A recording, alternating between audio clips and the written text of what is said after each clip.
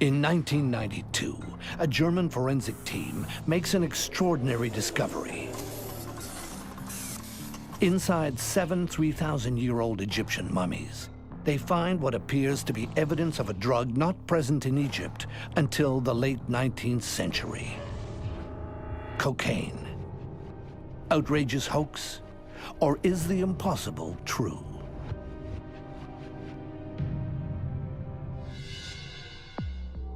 The ancient Egyptians are a constant source of fascination, an extraordinary civilization that gave us the pyramids, the Sphinx, and the dark mysteries of the mummies. But new research has unearthed shocking evidence which may present them in a different light. It leads us to ask, what was really going on in the Valley of the Kings? It would open a big can of worms for the scientific community.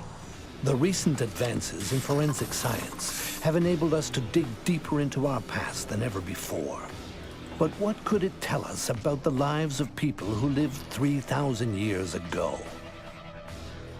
Could forensics unlock the secrets of the ancient Egyptians? Searching for clues, the German forensic team begin the microscopic examination of fragile and priceless ancient mummies. They're amazed by what they find. Inside hair and tissue samples, they discover evidence of cocaine.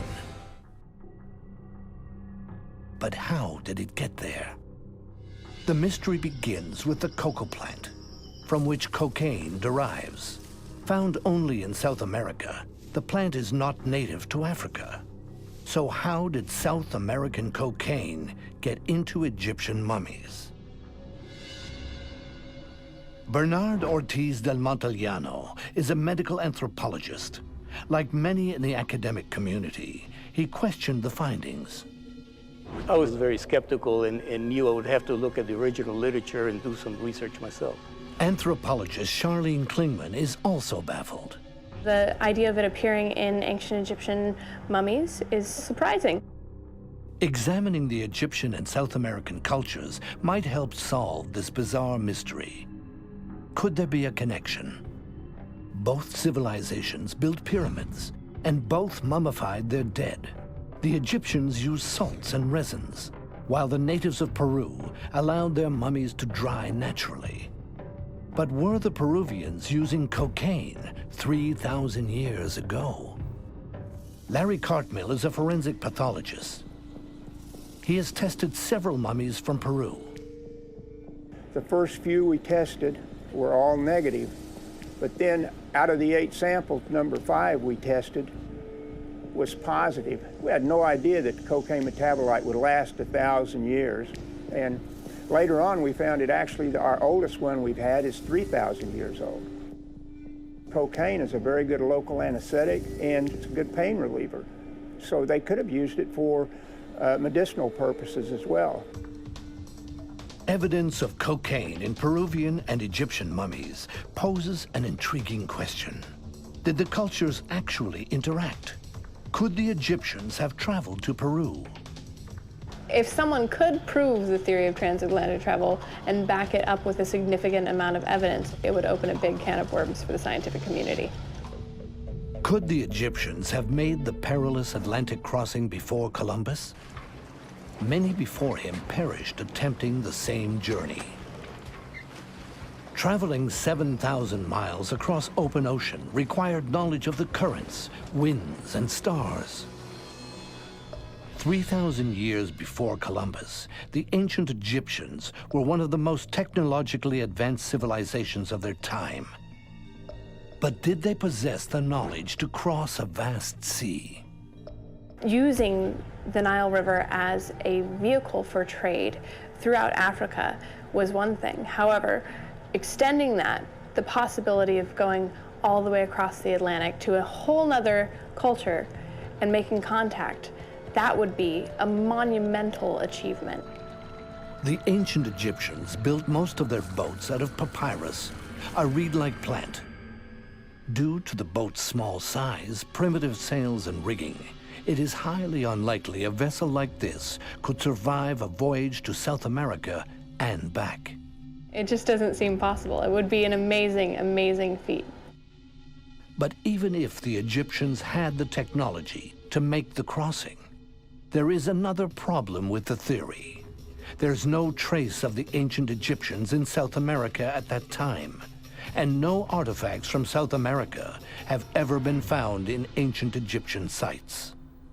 One would think that if they made contact with the South Americans, things like corn or other cultural commodities would have returned with them, and that's just not appearing in the archaeological record. So you have no record in the New World, you have no record in the Old World. There is no record in Egypt of a trip that mentions cocaine or going to the New World or going in a reed boat anywhere. There just hasn't been anything to support the theory that these ancient individuals were making contact, were actually making successful journeys across the Atlantic.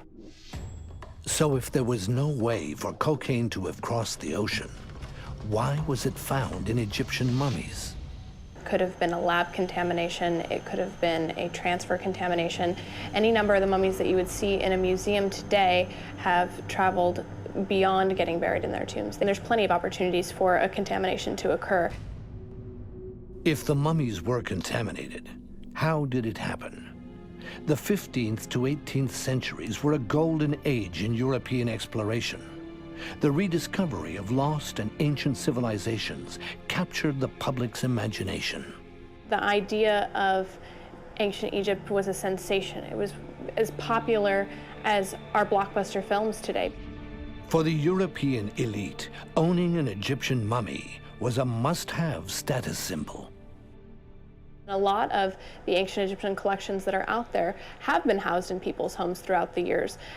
Coffins, mummies, funerary objects. A lot of it comes from private collections.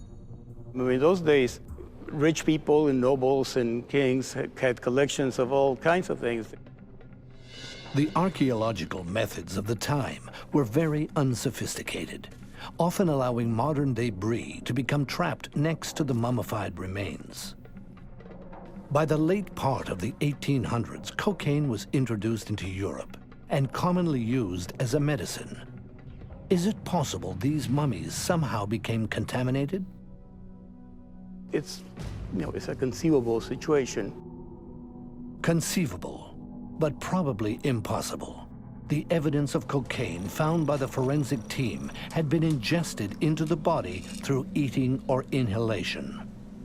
These traces then became incorporated into body tissue and hair while alive. Brief contact couldn't produce the same result. Plus, the team had carefully washed their samples to remove any contaminants. So the mystery lives on. How did these drugs end up inside these ancient bodies? Perhaps these mummies weren't from ancient Egypt at all. During the time period when ancient Egyptian mummies were being sold as a commodity, there is an opportunity for scam artists to get on board and create fake mummies in order to turn a profit. The enterprising people go out there and get linen, and they wrap up some cadaver. So a fake mummy is one that has been made and then sold as an authentic mummy. And the argument that some people would make is these fake mummies, in fact, were contaminated. But the mummies examined by the researchers aren't fake. They've been certified genuine by the museum where they reside. It's unlikely we will ever know the truth of the cocaine mummies.